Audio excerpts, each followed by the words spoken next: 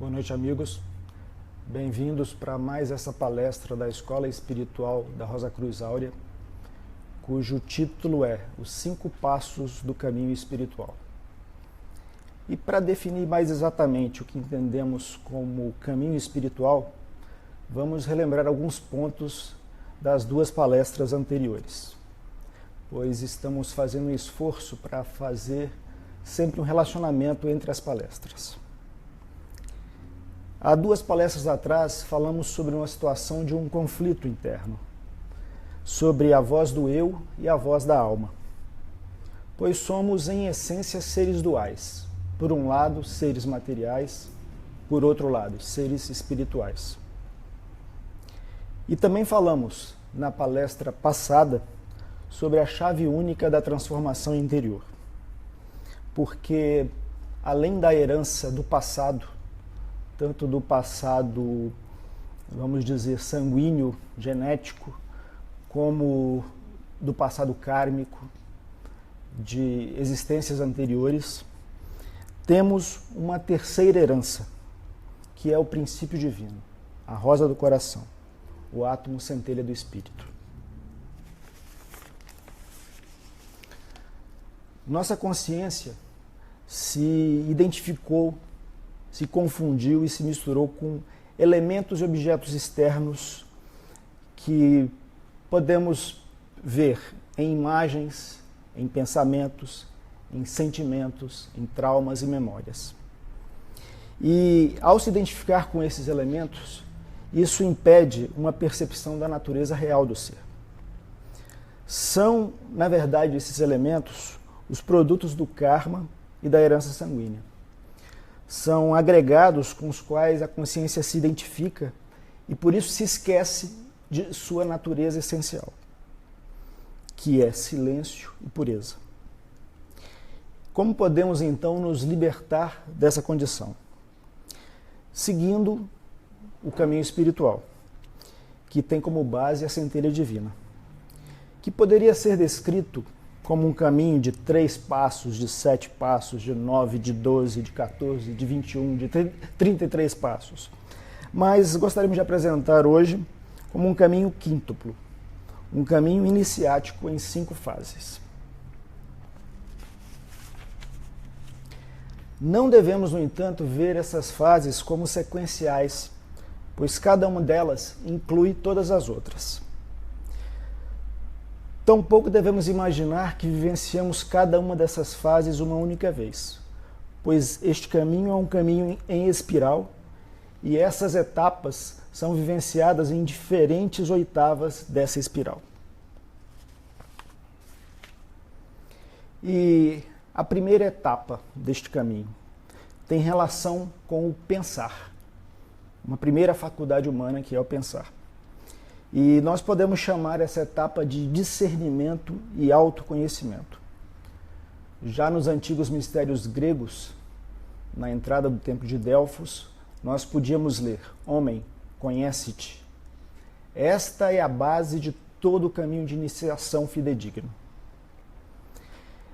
E podemos dizer que esse discernimento, que é este autoconhecimento, é uma compreensão racional. Mas é uma compreensão racional nascida da experiência, não da leitura de teorias em livros, não através de palestras como esta, mas sim de uma realidade experimentada, de primeira mão. E esse discernimento e esse autoconhecimento nos levam fundamentalmente a nos autodesmascarar, ou seja, a desmascarar a ilusão do nosso ego. E nós também percebemos a ilusão do mundo ao nosso redor, porque em tudo há uma impermanência e nós tentamos trazer a eternidade para essa impermanência. Mas o que nos faz perceber essas coisas? O que nos faz nos desmascarar e desmascarar o que está ao nosso redor? É justamente o despertar de uma nova consciência, que como uma primeira luz se eleva do coração à cabeça, atingindo esse ponto, que é o ponto onde a nossa consciência tem sua sede. E a partir disso, nós podemos perceber a realidade e a irrealidade do que somos. Para isso, é necessário que haja espaço interno. Espaço interno para que essa luz se manifeste e para que essa luz possa se movimentar em nosso sistema. Espaço de sentimento, espaço de pensamento, de vontade, de ação. Nesse momento, já nasce como que uma necessidade de uma transcendência. E também a constatação da impossibilidade de realizar essa transcendência com os instrumentos comuns do ego. E por isso, o primeiro passo, que é o discernimento, nos conduz ao segundo passo, que é o anseio de libertação. Nós dissemos que o primeiro passo tem a ver com a faculdade do pensar. O segundo passo tem relação com a faculdade do sentir. Quem compreende a natureza ilusória do seu próprio ego e a natureza ilusória da realidade que o cerca e a impermanência de todas as coisas, passa a ansiar por algo real, por algo transcendente, que dê sentido, que dê direção para a sua vida. Há uma espécie de comoção emocional nessa fase. E esse osso que nós temos aqui, o osso externo, o osso irradiador, tem uma função nesse momento do caminho. Ele passa a vibrar de tal forma a atrair forças de natureza diferente das habituais, a atrair forças espirituais. Uma luz mais elevada do que a luz que nós costumamos lidar em nossa vida comum. E surge uma hipersensibilidade. Vamos dizer, propósitos contraditórios que se suplantam, a busca de uma vivência mística. E por isso, nessa etapa, o discípulo deve ter cuidado para não se deixar levar pela comoção exagerada. Na verdade, com base nessas novas forças que são atraídas, e veja, sentir é também desejar. Desejar é atração. Assim a gente abre espaço interno para essas forças que vêm a nós através do externo. Então, com base nessas forças, nós podemos silenciar, neutralizar essa comoção. E no fundo, é o anseio por essa paz, essa tranquilidade que está se manifestando neste momento.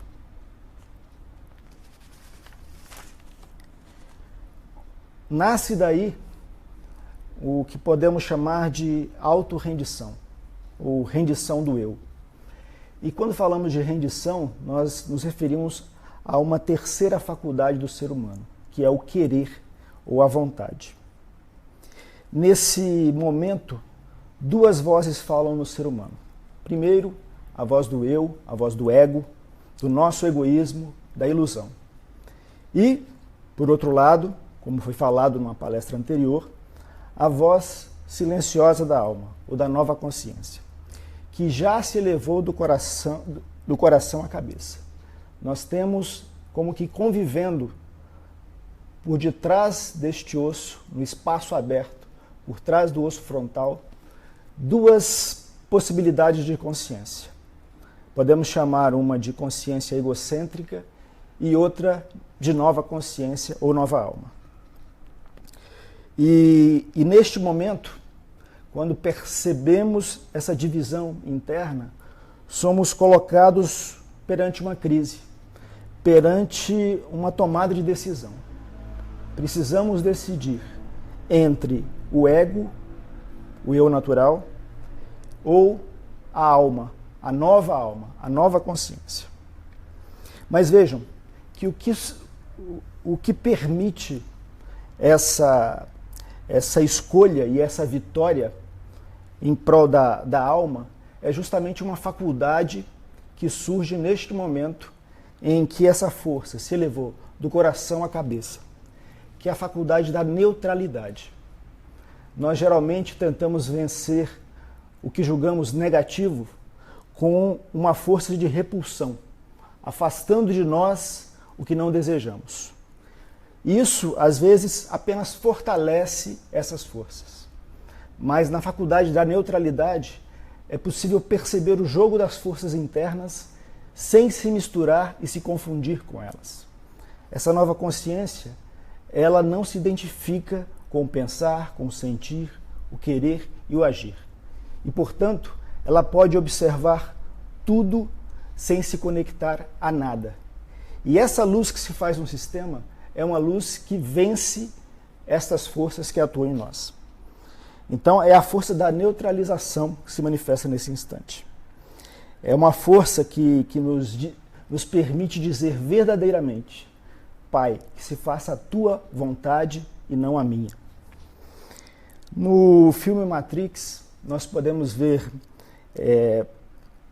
um aspecto dessa fase naquele momento em que o personagem Neo tem que escolher entre a pílula azul e a pílula vermelha. Ou seja, entre continuar a viver na ilusão da Matrix ou conhecer a realidade do que está por detrás, da realidade do que está por detrás dessa ilusão em que nós vivemos. A consequência dessa autorrendição é que aquilo que era inquietude se torna paz. A inquietude tinha como tarefa nos conduzir a essa paz. Podemos dizer que neste momento, o ser humano que estava preso no labirinto encontrou o fio de Ariadne, o fio que o liga à saída do labirinto. Ele só sairá do labirinto na próxima etapa, que é da atitude de vida.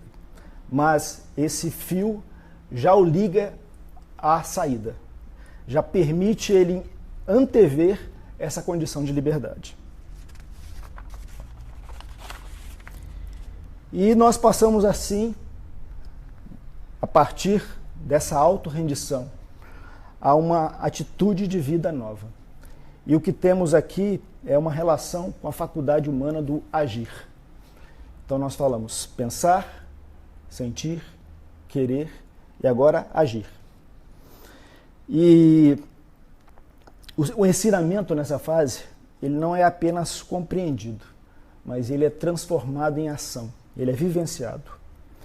Nós entramos em contato com uma lei escrita em nosso próprio coração. Essa lei, ela poderia até ser exteriorizada como o Sermão da Montanha, como o Dhammapada dos budistas, mas, em essência, essa lei diz: ama a Deus e ama ao próximo. E essa lei, na verdade, não é uma lei exterior. É a lei mais interna do ser humano mais interno, daquilo que é real em nós. Portanto, não são regras exteriores a serem seguidas, mas é uma luz que mostra o próximo passo neste caminho. Não que ilumina todo o caminho, mas que nos mostra a próxima etapa deste caminho. Essa nova atitude, ela parte da nova consciência. Ela neutraliza, pouco a pouco, na força de uma consciência que tudo percebe e nada julga, todos os impulsos do ego, desmascarando nossas intenções ocultas. Muitas vezes nos julgamos muito bons, que nossas ações, na verdade, têm um objetivo elevado, não egocêntrico, mas quando a gente se aprofunda e descobre as verdadeiras intenções, nós percebemos que muitas vezes temos sim interesses egoístas em nossas ações, mesmo altruístas. Dessa forma, nessa percepção e nessa nova ação, com base nessa sabedoria do coração, nós purificamos essas diferentes faculdades, ou seja, o pensar, o sentir, o querer, o agir. E desmascara-se também totalmente a ilusão do ego.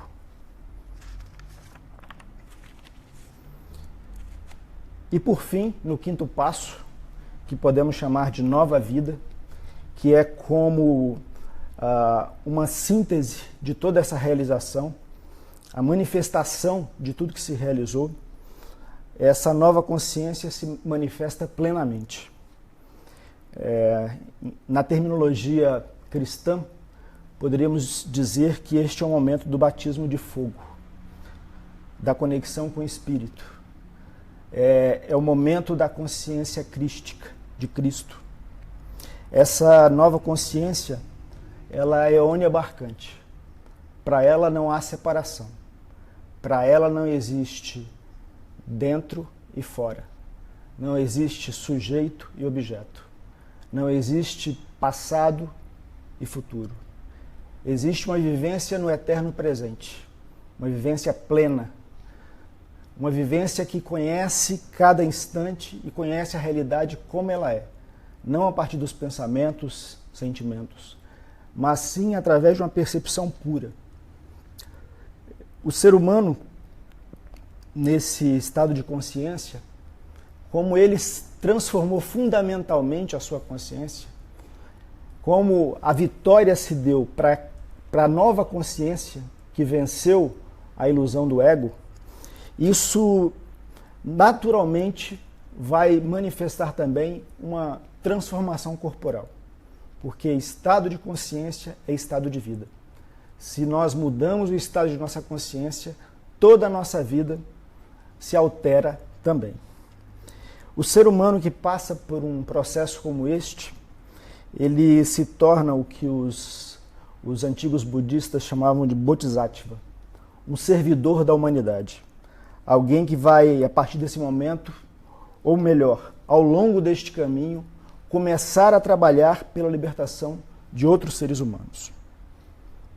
Amigos, esta era a nossa introdução e a partir de agora estamos disponíveis para os questionamentos de vocês.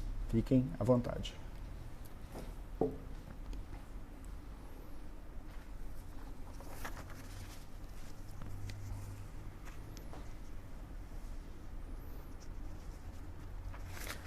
A Eliana nos enviou uma pergunta que é a seguinte: por que falar parece que é tão fácil e na prática parece que nada acontece? Parece que não saio deste mundo mais. Por quê? Eliana, este questionamento ele é importante e é uma constatação de uma das fases deste caminho que nós colocamos aqui. É a constatação da realidade de que o ego natural não se transforma fundamentalmente.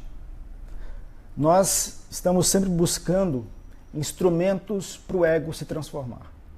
Nós estamos sempre buscando uma transformação ou uma evolução ou mesmo uma iluminação deste ego. Mas, na verdade, esse ego é o núcleo de nossa ilusão. Nossa consciência se confundiu e se misturou completamente com os elementos que a compõem, com o pensar, com o sentir, com o querer, com o agir. Ela julga que pensa, ela julga que sente, que quer, que faz. E por isso, ela julga que tudo parte de um centro coerente, que é esse núcleo do ego. Mas se nós nos aprofundarmos no processo de autoconhecimento, nós descobriremos que, em essência, essa estrutura não existe. Não existe uma identidade egóica permanente. Nós somos constituídos de diferentes características, poderíamos dizer, diferentes egos que se alternam. E tentar criar algo novo a partir do velho é impossível. Então temos que aproveitar essa possibilidade, essa consciência que você descreve aqui, de realmente vivenciar que com os instrumentos do eu nada é possível e nesse quase desespero nos abrir para uma força que é maior do que nós, que é essa força transcendente, essa força da verdadeira consciência, da consciência pura que fala em nós. Na verdade, não pense que o caminho não começou, porque só essa constatação que você colocou em sua pergunta já mostra que o caminho começou. Você está vivenciando uma etapa do caminho, uma etapa que é de desmascaramento do ego, para que a gente possa realmente se abrir para uma força que é maior do que nós, essa força transcendente do ser real que habita nosso coração. Espero ter respondido a sua questão.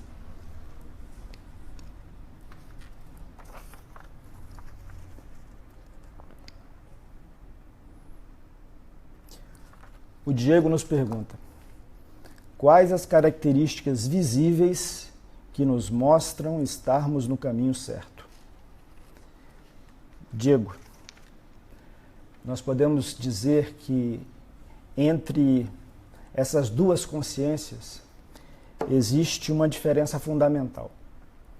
A consciência do ego, a consciência do eu, é fundamentalmente egocêntrica. É fundamentalmente egoísta. Por mais que tentemos trabalhar essa consciência, ela permanecerá o que ela é. O que pode de fato vencer essa ilusão ego é a percepção clara dessa ilusão e dessa incapacidade de realizarmos uma transformação verdadeira com base nesse egoísmo que é intrínseco à consciência ego.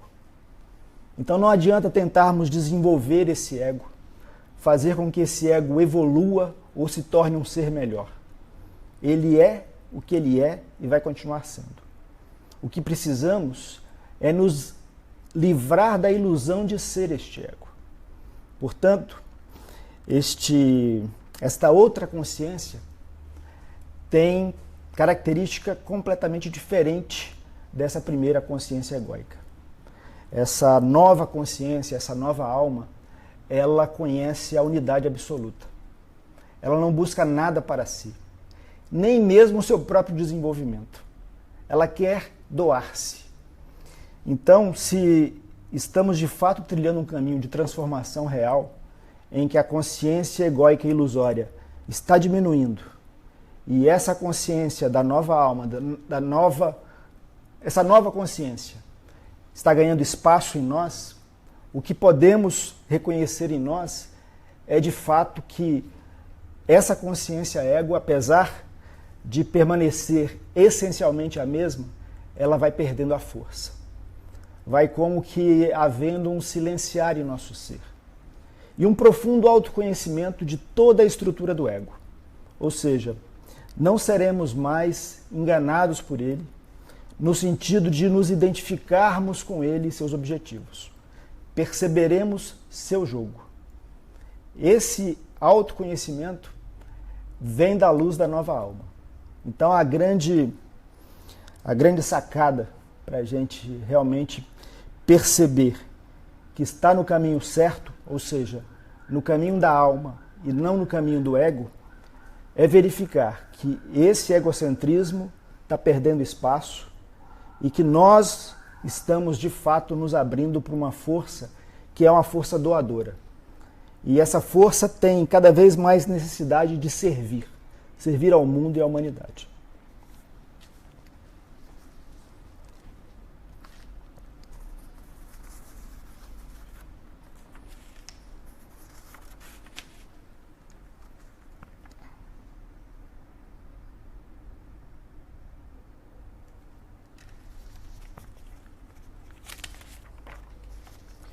Amigos, uma das questões que recebemos foi a do Renato, que pergunta simplesmente: como eliminar o ego?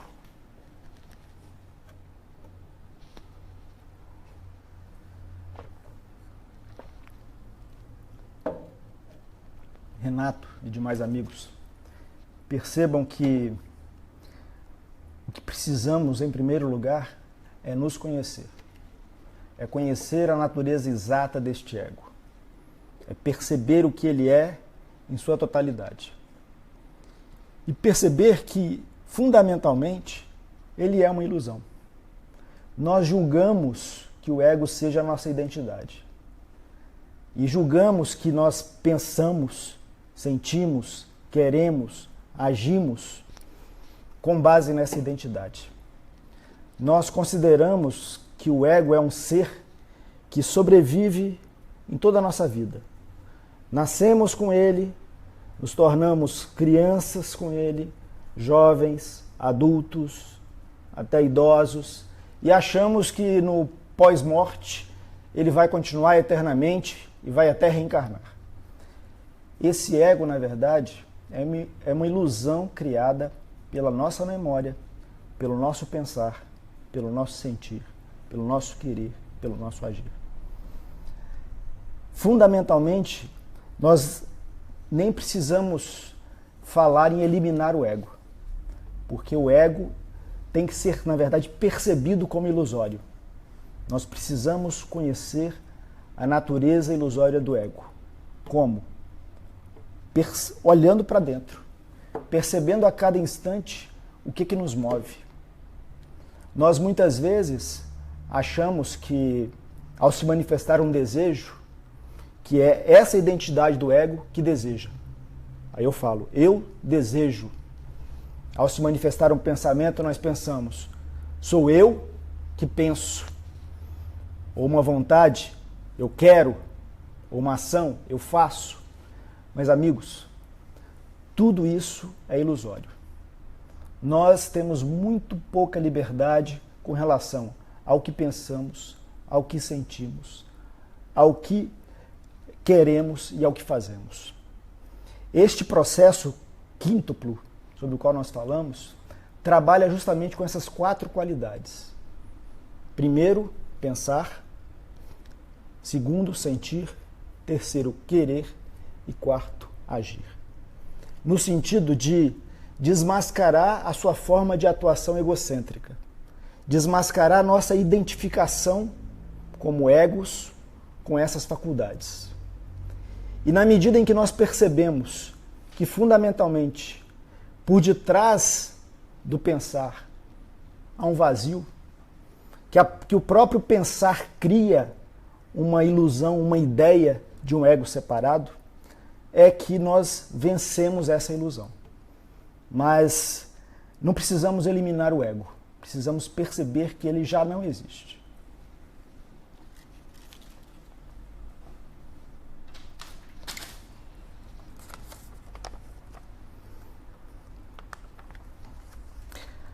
A Sandra pergunta, neutralidade é um passo da nova ação?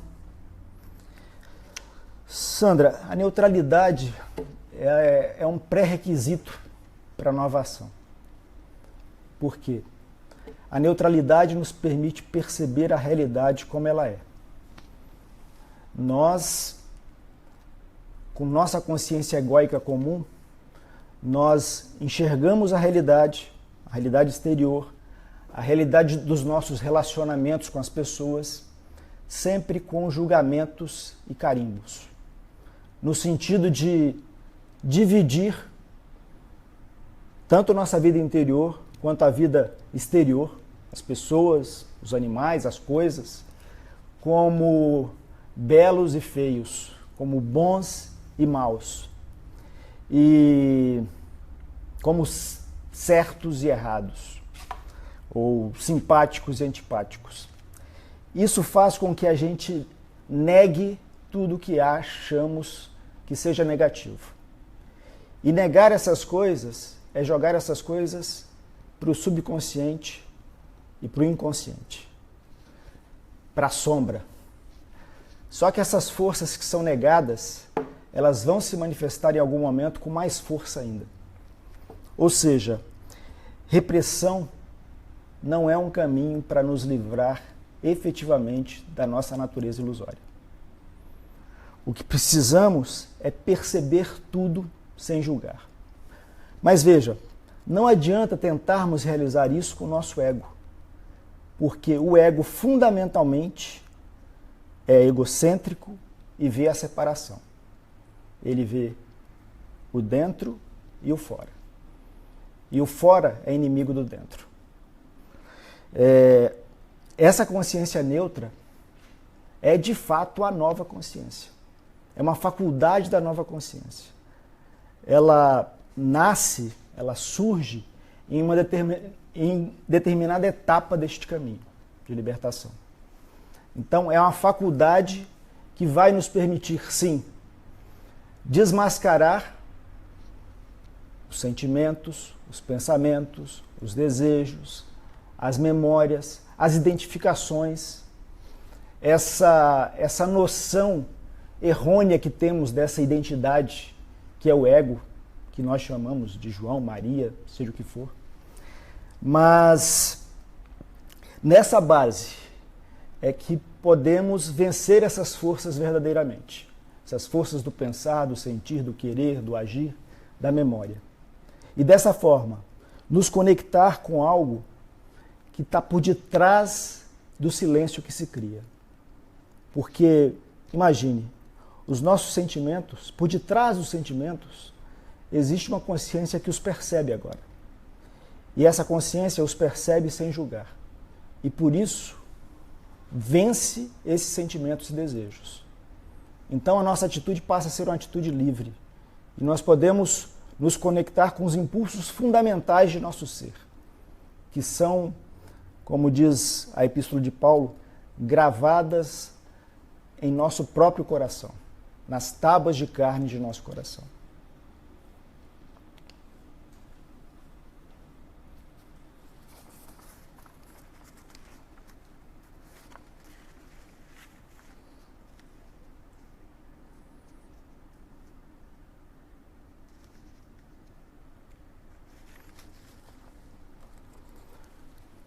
O Luiz pergunta: eu tenho a impressão de que o ego acaba sempre pela porta do fundo. Como permanecer na presença? Como permanecer não identificados com o ego e ainda assim se mover por ele? Seria somente pela compreensão intelectual ou algo mais seria necessário? Luiz, vejam que nós falamos aqui de todas as faculdades do ser humano, das faculdades principais da consciência humana, ou com as quais a consciência humana se identifica. Então, é pensar, é sentir, é querer, é agir. Então, o que possibilita uma vitória contra essa ilusão do ego, uma vitória definitiva, é um caminho que envolve todo o ser. Não é simplesmente uma compreensão intelectual. A compreensão racional, nascida da experiência da vida, é algo fundamental. Mas é necessário que nós coloquemos também o nosso coração, o nosso sentimento, o nosso anseio de salvação nesse caminho. Então, ainda que o autoconhecimento, propiciado até pela clareza dessa luz que brilha da nova consciência em nós, seja um fator importante, ele não é o único fator. Junto com ele tem que se manifestar esse anseio puro. Esse anseio puro é como um magneto que atrai forças do espírito, que atrai forças que nos permitirão vencer as nossas restrições. Por sua vez, a nossa própria vontade, que é aquele impulso que transforma uma ideia numa realização, e que muitas vezes nós desconhecemos nossas verdadeiras intenções que estão ligadas a essa vontade, ela precisa ser conhecida, precisa ser vivenciada plenamente e precisa ser desmascarada. Precisamos ver o que de fato nos move. E nesse sentido, há também um envolvimento desse aspecto da vontade e da própria ação. Uma renovação de nossa vida de ações, com base em uma nova compreensão, em um sentir purificado, em uma vontade que se rende à vontade do todo. E assim, nesse envolvimento de todo o ser, certamente, pouco a pouco, como um processo, como um caminho de etapa em etapa, nós gradativamente vamos nos livrar dessa ilusão do ego. Vamos como que trilhar esse caminho entre a consciência egocentralizada e a nova consciência.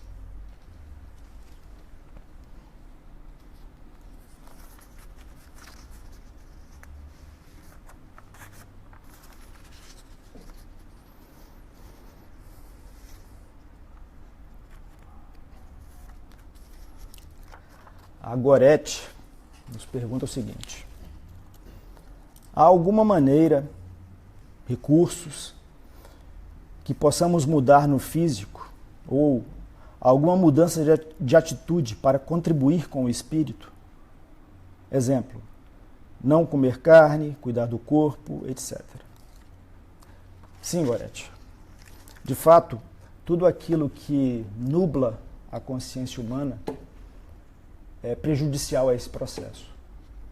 Então, qualquer substância que afete a consciência humana, de forma a torná-la menos lúcida, atrapalha esse processo. É por isso que, ao longo desse caminho, é necessário que a gente abandone qualquer forma de bebida alcoólica, qualquer utilização de drogas, e mesmo a alimentação carnívora atrapalha esse caminho. Na verdade, a carne também exerce um efeito sobre a nossa consciência, que muitas vezes não é conhecido da maioria das pessoas. Mas é um efeito que impede uma consciência clara. Então essas mudanças, elas têm que acontecer sim. Não como fatores essenciais, mas como fatores necessários para trilhar um caminho de libertação. Porque se fumamos, bebemos bebidas alcoólicas, comemos carne, todo o nosso sistema fica como que fechado para essas novas forças de radiação que querem penetrar nele. Então temos que fazer uma purificação. É uma purificação que fundamentalmente, essencialmente, é uma purificação do pensar, do sentir, do querer e do agir. Mas esses elementos exteriores, corporais, também são importantes. Temos uma outra questão aqui do Joel. Ele pergunta o seguinte: encontrar o final do labirinto seria sair da roda de Sansara? Vamos primeiro definir o que seja roda de Sansara. É um termo, Sansara é um termo utilizado no budismo, que fala justamente da roda das reencarnações. Porque, em essência, todo impulso para a vida, se nós não seguimos um caminho de libertação em vida, ele vai continuar existindo após a morte do corpo ou dos corpos. E aquele anseio, aquele desejo pela matéria vai voltar a se manifestar na matéria, como uma nova manifestação física. Alguns chamariam de nova encarnação. Mas o ser que nasce, na verdade, é bem diferente do ser anterior. Mas como que recebe a influência desse ser anterior, sem ser esse ser anterior que morreu completamente. Então a roda de Sansara é esse contínuo alternar entre a vida na matéria e a vida nos domínios sutis, que para Rosa Cruz Áurea e para o budismo original é uma roda de aprisionamento. Ou seja, essa roda não é uma roda evolutiva, em que estamos cada vez nos tornando melhores, melhores, melhores, até nos tornarmos deuses. Não, nós estamos presos a essa roda.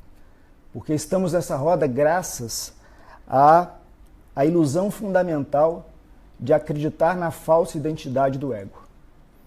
Tanto desse ego que nós conhecemos, como do ego que é a somatória de experiências de vidas e vidas vividas pelo ser humano como um todo, pelo microcosmo humano. Então a essência desse egoísmo, a essência desse egocentrismo está presente tanto nesse ego que nós conhecemos, como nesse ego que sobrevive às encarnações. Esse ego que alguns chamam de eu superior, mas que não é o verdadeiro eu superior. É um eu kármico. Então, encontrar o final do labirinto, sim, é sair dessa roda. Porque, na verdade, essa roda é uma prisão. Mas ela tem uma função e um objetivo fundamental, que é justamente mostrar a própria ilusão da roda e a própria ilusão desse ego que se manifesta durante uma vida e que se considera a única realidade, a única identidade do ser. E ao longo desse caminho, ao nos conectar com o real, nós desmascaramos justamente a essência dessa ilusão egóica. E por isso, entramos nessa condição que os budistas chamavam de nirvana, ou seja, de extinção da ilusão, de extinção dessa ilusão egóica principalmente, da ilusão do eu separado do todo. Então, sim, sair da roda de Sansara é sair do labirinto. São imagens de coisas semelhantes. Sendo que um ser humano que supera a roda de Sansara e sai do labirinto, pode voltar à roda de Sansara, mas não como um escravo dela, e sim para servir o mundo e a humanidade. Os Bodhisattvas, segundo o budismo, têm justamente essa função. Eles são seres libertos que descem ao mundo da matéria, nascem como um ser humano comum, mas que não estão aprisionados à matéria. Eles vêm justamente para mostrar um caminho de libertação.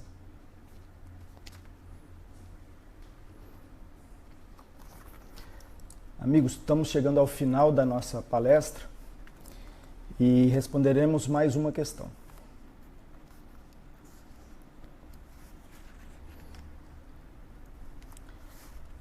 Então, se alguma questão não foi respondida, fique à vontade depois para nos enviar seus questionamentos, pode ser pelo site. Teremos a reunião amanhã? Teremos uma reunião Skype amanhã, que vocês podem se conectar.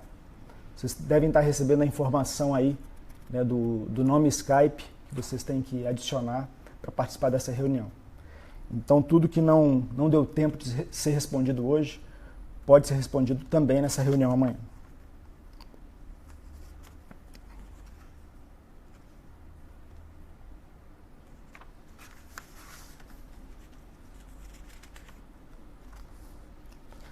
A Letícia faz uma pergunta interessante. Se eu tenho que transcender o ego para ser livre, de nada serve o ego afinal? Na verdade, Letícia, o ego tem uma função fundamental, que é descobrir sua própria natureza ilusória. Ao longo do desenvolvimento da humanidade, a humanidade passou de uma consciência coletiva para uma consciência individualizada, extremamente individualizada.